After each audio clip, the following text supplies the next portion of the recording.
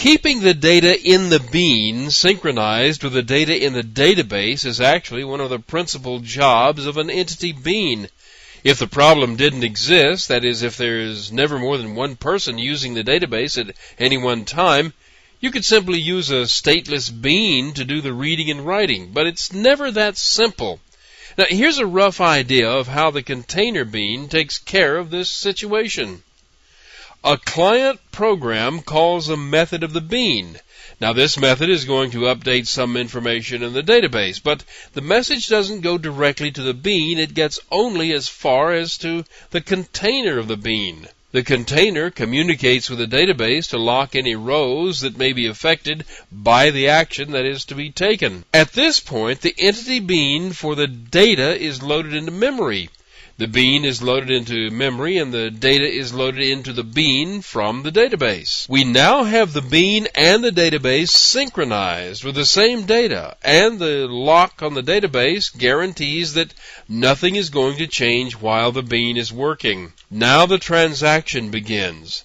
This is the same sort of thing we looked at earlier. There can be a number of things done. A number of different methods can be called in and by the bean, and the data in the database will not change while this is happening.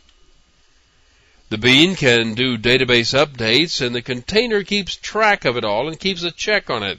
If the bean is unable to finish and the transaction needs to be rolled back, it's simply a matter of removing the locks from the database and everything goes back to the way it originally was set. If the transaction completes successfully, the container updates the database and ends the transaction. The data from the bean has been written to the database, and the bean has completely finished its work. As a final step, the lock is released on the database. When an entity bean is finished with its job, it doesn't go out of existence the way session beans do. Its instance is stored in a bean cache and could be used again. The next time an entity bean of this type is needed, it's pulled out of the cache and loaded with the appropriate data. This means that the same entity bean may represent one set of data one time and another set of data the next time. I just described a series of actions taken by a bean with container-managed persistence. An entity bean with bean-managed persistence will do much the same thing, but the container is simply not involved. The code to do all of it will be in the bean because it's not in the container.